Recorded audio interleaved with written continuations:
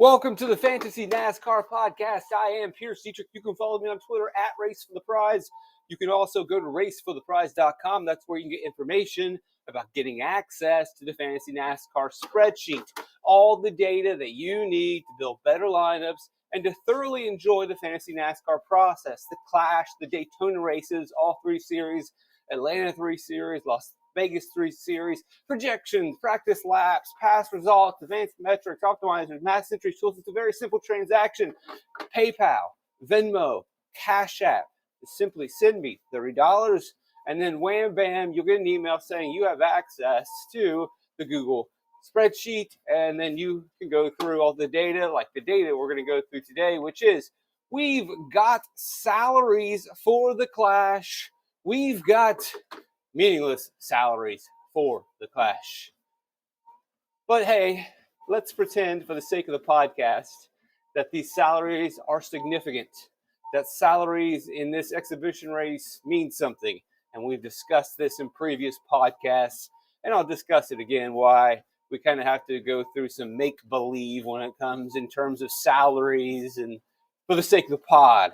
When you're building your fantasy NASCAR this lineup and you're using this weekend and you're using the spreadsheet for the LA Clash on Saturday and Sunday, you're not going to really be that aware or cognizant of salaries. It's just the way that it is. It's a trend that we have seen. It's a small sample size. You can pull up the previous LA Clash optimal lineups. Last year, $5,500 left on the table, unspent salary. 2022, $5,100 unspent salary left on the table. I know it's a small sample size. It's not a lot of data, but it makes a lot of sense. And you just have to come at it from DraftKings perspective. One, it's the first race of the season, so it's not always easy to price drivers correctly. That's not really the major reason for the free salary or the unspent salary. 2, the format of the racing is going to lead to drivers that maybe you don't expect getting up front. The format of the race with limited points leads to a closer compaction, less separation of drivers. An expensive driver, 2 expensive drivers cannot separate from the field when we only have 150 laps in a race where it's really hard to run away from the pack just based on the format, the racing style, and the actual structure of the track. This is not a 1.5 mile race where you get out front and you go off and hide. There is no hiding at this tiny little track. Once you pull away, you're immediately pulling back up to cars' bumpers. And although you may be able to maintain that lead and navigate through traffic, you're not running fast laps as that car. The second place car or third place car may be in much more cleaner air, may have much more of a straighter shot, so they're then picking up the fast laps. The leader will pick up lead laps. And you can see that in the data that the guy that leads the most laps tends to run the most fast laps, but it's not as heavy as you would see at other tracks. That means your top drivers don't really score too much more. You've got Ryan Preece with 64, Martin Truex Jr. 59, and even in this case, these guys are low priced. But let's imagine a scenario where DraftKings had a crystal ball and they knew that the top 2 drivers would lead the most laps, and so they priced them accordingly and priced them up. Even in that situation, the expensive drivers wouldn't score a lot of points that would separate them from the rest of the field. And so everybody kind of bunches up. That's another situation that leads to scoring the way it is. And then finally, and this is probably the biggest reason, this is the opening race of the season. DraftKings, just like in all of their other sports, and Week 1 NFL is a perfect example, salaries are soft to lure people in. They want it to be challenging, but they don't want it to be too challenging to turn you off from playing the event. And then enrolling next week, and then the week after that, they want to bring you in. You don't make it really hard. It's like those Nintendo games you played when you were a kid, if you're as old as me, if you're in your 40s, and you went to the video game store, you rented the game, and level 1 was the most insanely impossible stage ever. You took the game back, you went to the video store, an hour later said, hey, I want to return this, something's not right, and they said, get out of here, kid. And so then you're stuck with a video game that you don't want to play for the rest of the day. You got to wait a whole day, then you go back and you run another one when you get some money. And you never play that game again, you never touch that game again because they made the first level way too hard. Now, if you build a video game, you make the first level easy, oh, it's fun, and then you progressively or gradually make it more challenging. It's still rewarding, it's still challenging, it's still fun, but you sucked me in. And then maybe by level 15, where I get stuck, I'm mad at you, but I enjoyed this first 15 stages. Maybe you enjoy the first 15 races. DraftKings will have a soft salary this week for this race. And that means you're going to have money left on the table. They're going to price guys softly to bring you in. And then there's a second part to that. One of the reasons they create softer salaries, and you're going to leave money on the table, is it leaves everybody in play. If DraftKings were really to tighten up the salaries, it often constricts the lineups that you can build. In a 40-car race, it can be fine. But when we're going to be fielding half of that, if you constrict the player pool or driver pool even any more, then you're going to get a lot of dupes. So by leaving the salary soft, leaving money on the table, everyone is in play, more lineups can be built and diversified, and there will be less dupes. And that always looks good from a PR perspective, that fewer people splitting the money at the top. Given all that, that means you're more than likely going to leave money on the salary. Does that mean you need to go out of your way to leave money on the table? You kind of probably do. It doesn't mean that a lineup that spends all this money cannot win. That's not the case. It could be the situation where you spend all $50,000 and win. It's just been in the last 2 years, you didn't need to spend. So you don't need to spend. You can spend. The best strategy going into LA Clash weekend is just don't even worry about it. You don't need to be cognizant of the salaries. They're just there. As we've talked about, as we've broken down previous top 10 scores and videos, check out those videos at my YouTube page.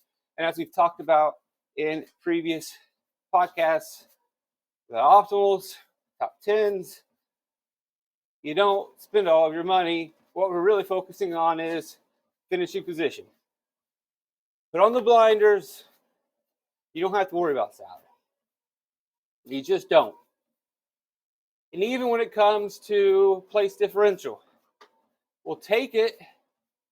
But when you're saying or chasing a driver with place differential, first and foremost, you're saying, can they get in the top 10, top 8? Because if they can't get there, they're more than likely not going to be in the optimal lineup.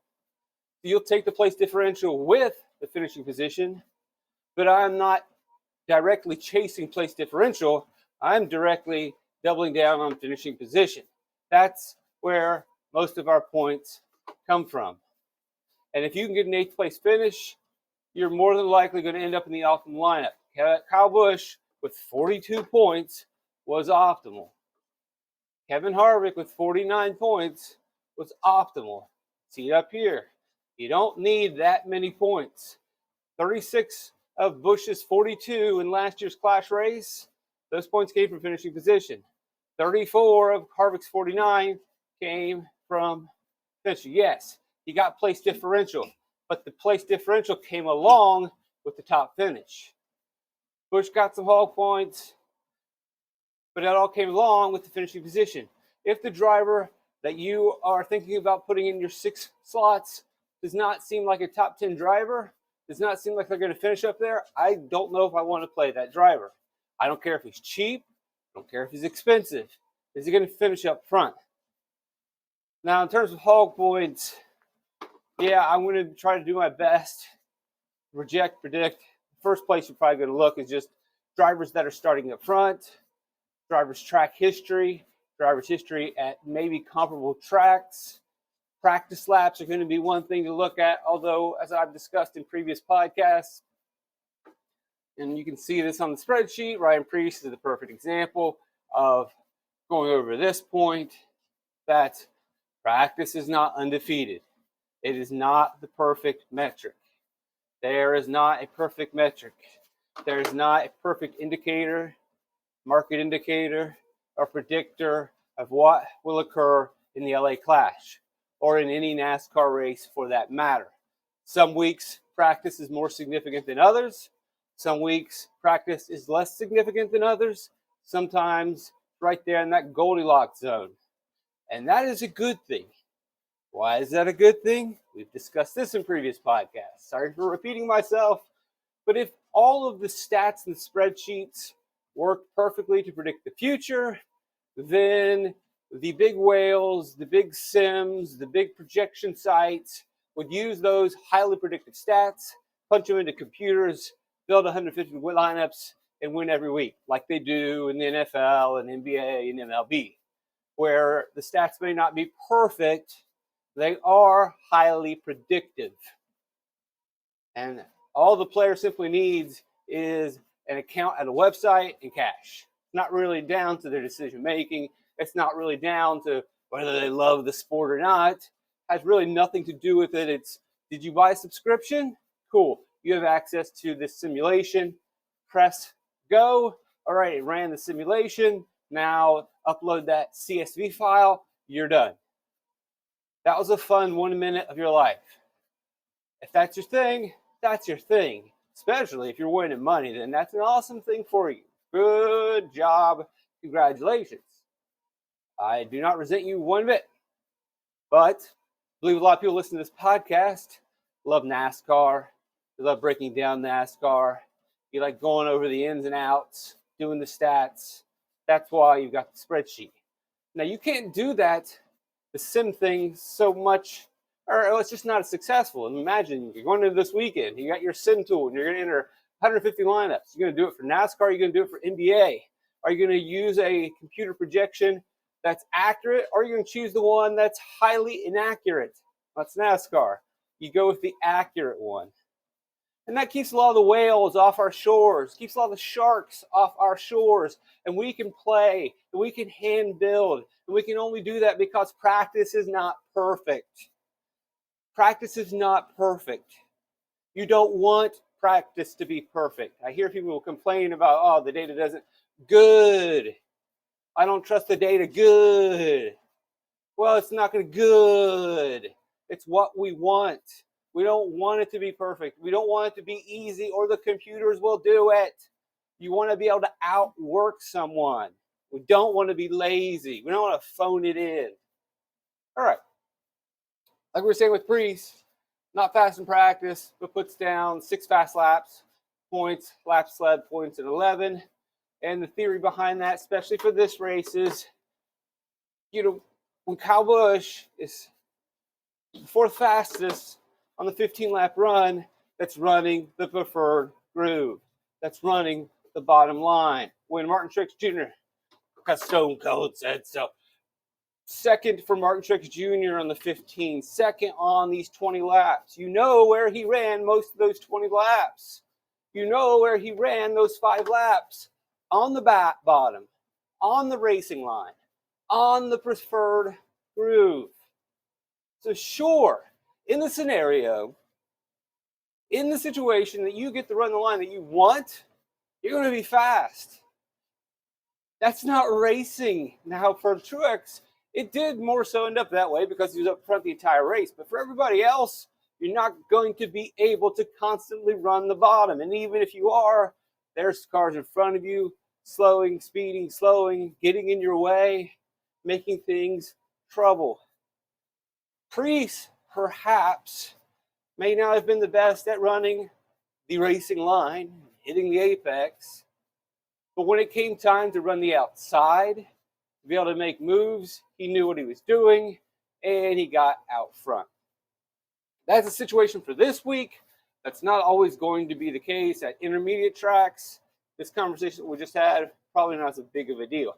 Let's make a hard transition before we go into the salaries. Just looking at another sheet I've been kind of messing around with. This is the pit stop data from last year's Phoenix race. And this is something that more than likely will be available at racefortheprize.com. It just depends on how many subs I get, how much demand there is. Every sheet that I do is less time I can spend on something else, analyzing something else, breaking down something else. So I want to try to not get too spread out so that the more sheets you do, You're gonna have Cup Xfinity truck, and then all these different random sheets, and you become more, a jack of all trades and a master of none. So you got to be careful not to spread yourself too thin. And so I am going to try to be aware of, do I want to go on the pit road route? Do I really want to put this data out there? And is it going to be a distraction? Is it just one more data point? Is this going to take focus off of some of the stats that we want to look at? Just something that I'm tossing around. You can see the sheet right here tracks on lap 63. Alex Bowman hit the pit road. He gained the spot. Eric Almirola, lap 63, pit cycle with everybody else, gained spots. You see Chase Elliott, the big loss. So that gives you a race view lap by lap of who's making gains and losing. You can see there on lap 276, Eric Almirola with 11 spots gained. That may not be the most useful visualization, just the tool that's there. Here's your raw sort. You can see on lap 63, Ryan Blaney went in under caution, came out under caution. You can see the actual race time, 196.7 seconds into the race, 2012 seconds out of the race when he leaves the pits. His total stop and duration was 45 seconds. His time in the box was 10 seconds. Driving into the box, the driver controlled is 10.2. Driver exit, 24.5. Obviously, people are going to have different numbers given their stall. If you're closer to the entry pit road, your number's going to be lower. If you're further away, that's going to vary. But in the end, the total is going to stay the same. That's really the number you'd want to focus on. You could try to really break down the in and out if you wanted to. But more than likely, the easiest way is just to see, all right, this is driver controlled 45. This is pit stop controlled. That's 10. You can see it's a 4-tire stop. He was 10th coming into pit road. He was 8th leaving, +2. And you can sort this. And then you can see their 4-tire average. So when he took 4 tires, because we don't want to compare 4 tires to 2 tires. We just want to look at 4 tires. 4 tires, 11 seconds was his average. And in that race, that ranked 11th. And we got another sheet here before we go back to our Clash salaries. Truex, overall pit stops. These are 4-tire. We can't compare, or these are 4-tire, and it's also a minimum of 4 stops. We don't want to compare drivers with fewer stops or more stops. And I've done my best to make sure the data doesn't get skewed by anomalies. Still, could probably use some tinkering.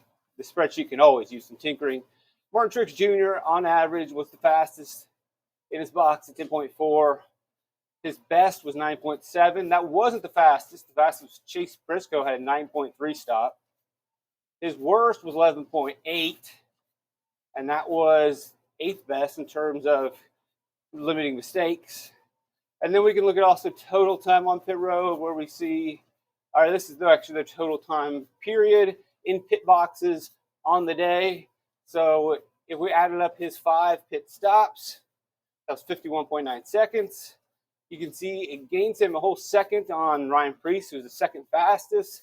Those seconds matter. They are significant, especially when we're looking at the expensive elite drivers. I think a perfect example will be William Byron, who was in the championship, but you just can't concede 5 seconds on pit road. Not going to work. You can see his pit stops here, 10.4, 13.5, 10, 11, 12. You're just not going to get it done with pit stops like that. Can't win a championship that way. Brad Keselowski loses the 2020 championship on pit road. Kyle Larson wins the 2021 championship on pit road. It's really what it comes down to. All right, back to our salaries. And we'll do the make-believe thing and pretend these salaries mean something. Kyle Larson is your most expensive. A little bit surprised. They're not surprised. Given brand name at this point, he's earned it. Given brand name in DFS, he has earned it. And the stats don't lie. Top 5 in the last 2 at the Clash. Excellent driver at short flat tracks. Really, finally had his breakthrough. You can't see it on the screen here, but he did win at Martinsville in the spring. He won at Richmond in the spring. Third at Phoenix, third at New Hampshire. Every box is checked. He wins everywhere. He's winning at short flat tracks now. Hendrick has an excellent short track program. And then again, what I really love is that where these other guys have been on the couch or maybe the simulator, Larson has been racing all winter long. And I know it's a different style, dirt in a late model and dirt in a sprint car, but just hand-eye input, throttle, staying in that racing focus, that racing mindset. He lives it. He loves it. 10,400. It is too cheap for a driver who could score the most fantasy points. I don't know how many points. I don't think he'll run away with it. But if we're just looking simply at, can this driver lead laps? Yes, of course, Kyle Larson can get it done. Traditionally, I would have put Martin Truex Jr. at the top. Doesn't really matter. As we know, these salaries don't really mean anything. But we saw him win last year at the Clash. He won at New Hampshire. He's won at all the short tracks. He knows what he is doing. If he is up front, he'll definitely be a guy that you can play. If he's starting in the middle of the pack, he'll work with place differential because we know he can finish back up front. We don't know that for sure, though. I don't want to say that with a sense of certainty. Just because he finished up front last year doesn't mean, oh, yeah, well, he'll finish up front again. Because we haven't necessarily seen him climb through traffic. I would probably have to look at his heat races to get the best idea of what he could do. And hopefully, I will be able to get all the heat lap by lap data to you. Really just depends on the feeds. I've got it set up so I can get it. It's just I won't know until I know in terms of heat laps. Should be fine. At the very least, I can get you heat results. Blaney, hot name, defending champion, hasn't really had good clashes. I don't know if this race really suits his style. He did win at Martinsville last year, but Martinsville is gentlemanly compared to what the Clash is. And as I've talked about in previous podcasts, I don't know if Martinsville is the greatest reference point because the freight train gets spread out in that half mile and the cars form a single line. The Clash can kind of get that way if we get enough of a green flag run, but there's much more side-by-side action, and that leads to different types of racing. That leads to three-wide racing. That means gains by three wide and two wide. You don't really get that in Martinsville. Martinsville, it's a slow, methodical bump and run. It's a slow, methodical get underneath the guy. We got 500 laps to do it. There's always a sense of urgency in the Clash with only 150 lineups. There's always a sense of urgency when there's a car on your outside and on the outside of it. And then, if you're the car behind the three cars, you then go around those guys because they're all slowing each other down. It's just a different game. If Martinsville is chess, I don't even know if this is checkers. This is chutes and ladders. This is some other children's game that they're playing. It is a game, and there is strategy involved, but from the outside, it kind of looks a little silly. From the outside, it might look ugly at times, but there's still strategy, there's still thinking, there's still execution going on. It just doesn't look like some beautiful chess match or a beautiful tennis match. It's much more rugby. You know, I don't know what I'm watching when I watch rugby, but I'm assuming the guy who's got his head locked into some other guy's head has some sort of plan, because it looks a little dangerous. And I couldn't imagine that you were doing headbutts without thinking exactly about what you're doing. But from the outside, it looks like those guys are just headbutting each other and smashing each other. What are they doing? This is dangerous. But in the scrum, they probably have a plan. There probably is something going on. That is, I think, a pretty solid analogy of the Clash. The casual fan, the lazy fan, oh, this is just a mess. But then when you really start to break down and watch specific, particular moves, it's not as peculiar. Kind of get an idea what they're doing. No problem spending, I mean, obviously I have no problem spending up on any of these guys. I mean, you really can almost jam in 1 to So there's 50, and then grab some guys in the 8,000s, 9,000s. You're grabbing like the highest priced guys. It's not really that hard. But Blaney hasn't really got the trick yet. He might not. Of those three, he would be the one I would be the least likely to play. Byron hasn't had the greatest race yet. Didn't really finish strong at some of these, but he was, I believe, the highest rated driver in that, one of the highest rated drivers in that Richmond race. He got spun out at the end. It's a good short flat track racer. Not really that worried. Had a good bit of laps led at the Phoenix races. I think he's hungry and motivated for a championship. I like it. We all know Denny Hamlin, a great short track racer. Does he care about this race enough? That might be a narrative that I'm driving probably a little too hard. We know that in 2022 they're protecting parts, so kind of fun that one in. He faced some adversity and still ended up finishing ninth. And, the first thing you say, well, I need him to do better than that. He's a top-tier driver. You don't really, dude. You don't. I know the general idea when playing daily fantasy NASCAR and building lineups is when you spend up on these drivers, I need them to lead laps and run fast laps. That's true. But for this race, as I said about 15 minutes ago, we're targeting finishing position. And even if Denny Hamlin is only 80% into it and something bad happens to him, like in 2023, he still finished ninth. It's not very hard for Hamlin to finish fifth. It's not very difficult for you to imagine him finishing fifth. And Denny Hamlin at 9,700, yeah, you might be overpaying for a fifth place finish, but it doesn't matter because salary doesn't really matter that much. It's okay to overpay for finishing position. Let's say that again. Let's chant it. Now let's sing it. It's okay to overpay for finishing position. You're going to have cheaper guys that also finish near the front because it was incredibly impossible for DraftKings to price this race.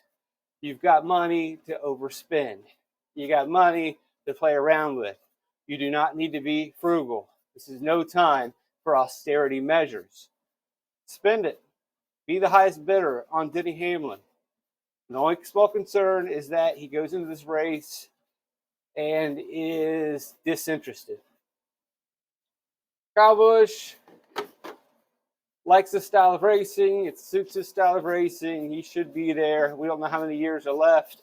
I imagine him to keep pushing hard as he winds down his career, and his battery is likely recharged. He is refreshed. He is ready to go. I could see him coming out of the gates swinging and wanting to win. Check this box off. At one point in his career, he was highly concerned with winning at every track. Don't think that matters anymore. I don't believe, with them adding new tracks here and there, that streak really counts for anything. So, either way, still like Kyle Busch, probably more than I liked in Hamlin. RCR has been very strong. You look at 2022, Reddick and Dillon had great cars. Last year, Busch and Dillon had great cars. I guess maybe that's Randall Burdett's maybe he's behind it. I don't know. Either way, RCR, let's get these tracks. Logano won the inaugural one. Didn't work out for him last season. Good short track racer coming off a very disappointing season last season, although he did have some pretty quality results at the short flat tracks. He's definitely on board as well. He's right there in that Hamlin Busch Logano group. I don't mind overpaying for those guys just for finishing position alone. Don't mind it. I'll take them, put them in. Christopher Bell, and I even think the Bell could lead laps and run fast laps if he has the track position. But will he have the track position? That's what remains in question. Last year, he started in the back, was slowly making his way forward, and he was just one of those unfortunate cars that did not survive the handful of wrecks that began stage 2. It's not happen to anyone, but he fought forward, was able to make moves. Push shove, let's say Hamlin versus Bell, and they're not both in an ideal spot to lead laps or run hog laps or earn hog points, dominator points, then the breaking point's probably not going to be salary. It's going to be place differential, which is fine in that situation. I'm not saying ignore place differential. finishing position. And if you can see Hamlin and Bell both finishing in the same spot, then you've got to go to another scoring category. If you think that Hamlin and Bell can both stuff the finishing position bucket, well, then your tiebreaker is going to be place differential or hog points, dominator points, fast laps / laps led. If you think that the likelihood of them getting hog points is low, then obviously place differential is going to be a breaking point. Then you could say, because you got all this data, say, well, that's where everybody else is going to go. You can say, I'm going to find a different data point to maybe push me in a different direction. And you can do that by accessing the Fantasy NASCAR spreadsheet, which you can get at racefortheprize.com. Simply go to the site to find more information, or just simply right now on your phone, paypal.me/Pierce Dietrich, that's PEARCEDIETRICH, or on your phone, open that Venmo app, venmo.com/racefortheprize, or on your Cash app, cash.app/$Pierce Dietrich, send me $30. And that'll help with the family, help with the household, help with the rising cost of food. And in return, I'll help you by giving you access to the Fantasy NASCAR spreadsheet and all the data that I pop into this thing throughout the week. Chase Elliott at 9,000, fine. Not good last year. Okay. Does that mean we need to just Men in Black, zap our eyes and just move forward? Do we need to wash our hands like Pontius Pilate and move forward? Or should we hang on to that? Is it a harbinger of things to come? Is it just an early sign of early decline? Or is it just a bad year with bad stuff happening? Ross Chastain at 8,700. I'm going to have a hard time getting to this one, as I wrote about in my DK Network article. I mentioned this in the past. Chastain, big target on his back. A race where people love to bump and bang. Even if no one goes fully out or committed to absolutely wrecking Chastain, even if no one completely goes Matt Kenseth on Logano at Martinsville in 2015, he's going to take quite a few hits. He's going to take quite a few licks and bumps and bruises. It's going to be very difficult for Chastain to finish up front, in my mind. Reddick, much better in that 2022 race. You see a 21 there, but look, 16 hog points in that race. Finished 6th last year. So Reddick clearly knows how to get around this track. That's with 2 different teams as well. You would really like Reddick at 8,600, right? Checks all the boxes. So even if you are concerned with salary, 86 is a great deal. And then he has 2 good races. And even in that, some people might feel like there's a little bit of an edge, because some of the more casual people will see this 21 and say, oh, well, he didn't race well in that one. And so then the super NASCAR nerd, which is everybody, even though we pretend that there's like these guys that aren't, although there are lazy people, they'll think, oh, I got a little bit of leverage here because I actually know that Tyler Reddick was good in this race. That should amp his ownership up. And then I think we'll have the same factor for Brad Keselowski and Chris Buescher, 8,500 and 8,200. People are going to tell themselves they're going to go under-owned because they didn't get in the clash in 2023 and 2022. And so people are not going to want to play these drivers. It's another narrative that I don't mind floating out there, whether it's true or not. And there's really no way to predict whether it's true. I don't know how many people are going to realize that, well, yeah, they weren't in the main event, but they participated in heat races. They participated in practices. So they've got laps under their belts. And the team has setups and notes. They got an idea what they're going to do. It just hasn't worked out for them. And then you look and see what they did last year with their kind of breakthrough at RFK as they took a major stride forward. You like that. So many people are going to say, oh, well, they haven't been in the race. Or other people think they haven't been in the race. Oh, the people are overlooking how good they were last year. This is a sneaky spot.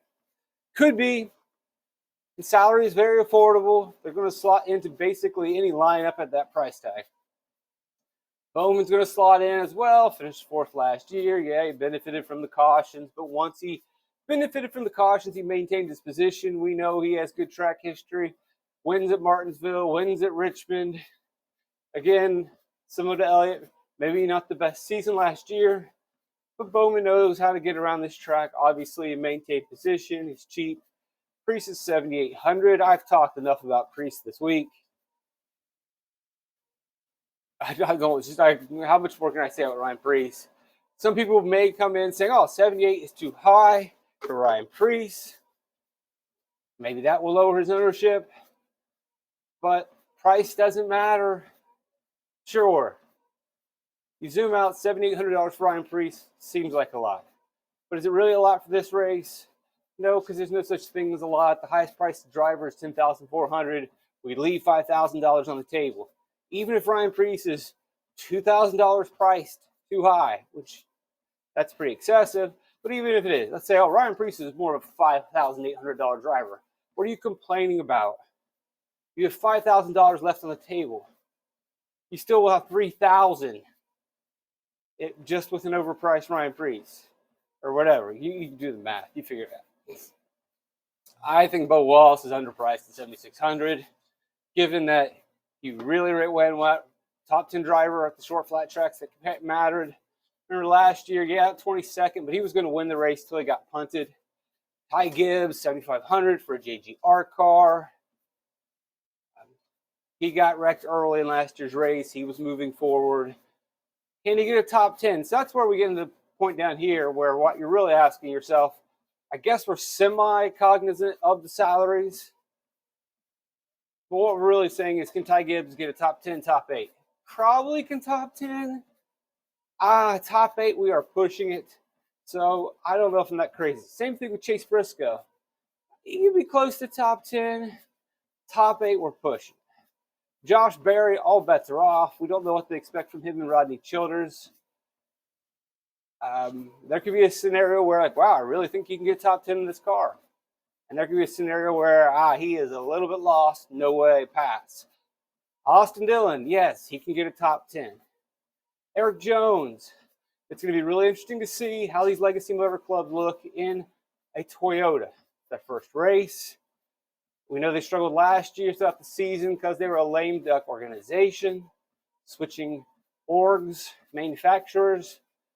Here they are with the new team. Maybe Toyota really wants to help them get going early, but even if Toyota really wants to help them get going early, it's still a lot to do. It's going to be a lot for all these teams. Toyota and Ford have new body types, whereas Chevy is still the same. We could very much see Toyota and Ford struggling early in the season and Chevy winning a lot of the races because they didn't make any changes. And it might take a while for Toyota and Ford really to get an idea of what this new body is going to do. But I'd much rather play Dillon than Jones. Suarez not that interested. Cindric not that interested. Gregson, he's aggressive enough that he could make it work. But he also is aggressive enough that he could get punted. I'm not crazy about McDowell or Niemarek. I could see Stenhouse being close. That top 10. But I could also see him finishing, around 11th and being a good point per dollar play. You're simply not needing him because you don't have the salary restraints. Same thing with Justin Haley. Finished 11th last year. He was running in the top 5 in the 2022 race before he pulled a stupid move and wrecked out. And then you've got all these cheap guys at the bottom. Haven't really been here before. I don't think it's necessary to go down here. You look, again, at previous optimal lineups, you didn't need to play those guys. Because you look at the top 10 from last year. 6,000 Priest, 73 Truex, and these are priced probably a little too soft. Our pricing is a little more significant this year. So maybe we won't. I haven't really run any crunches or optimizations. I kind of should mess around with that. Maybe we won't leave a bunch of money on the table. But I think we still will. Look, your top 3 is 6,073, 57. Which Truex should have been higher, whatever. But then you even had Alex Bowman at 69. He should have been higher. Bowman's 8,000 this year. Bubba Wallace, 7th most fantasy points at 6,700. He's higher this year, but not as high as he should be. You go back to the year before that. Because there's wrecks and there's going to be cautions, and you're going to see some guys that maybe exceed expectations. Jones, 6,000, 3rd most fantasy points. Dillon, 6,200, 4th most fantasy points. AJ, 69. Cole Custer, 58 with the 7th most. Bell priced way too low. I don't think the salaries are too far off this year, and they have tightened it up some. So, I haven't really run optimizations and crunched, but I don't know if we're going to leave $5,000 on the table the more I think about it. That's going to be something that we're going to want to inspect and see, our salary is going to be tougher. Maybe, though, you're looking from the outside, and it is always good to say, what if I'm wrong? What if there isn't a bunch of money left on the table? And to question the process a little bit and say, it does look like they got the salaries a little bit tighter this year. But even if that's the case, sure, maybe they tightened up the top a little bit. We still have to really think about this race and think about the bumping and the banging. And yeah, even if 4 of the drivers in the optimal or even in the top 10 deserve to be there, even if 4 of the drivers are priced according to ability and they carry the day, we know just by watching racing outside of fantasy, we know, DFS aside, that in racing, with cars failing and cars bumping and cars wrecking, drivers that don't necessarily deserve top 10s get top 10s. There are surprises. And so even if DraftKings got the salaries a little bit better and tighter, you're still going to have Eric Jones or Austin Dillon or Cole Custer slide in. You're still going to have one of these low-price, 2-price guys slide in. That'll do it. RaceForThePrize.com. Thanks, guys.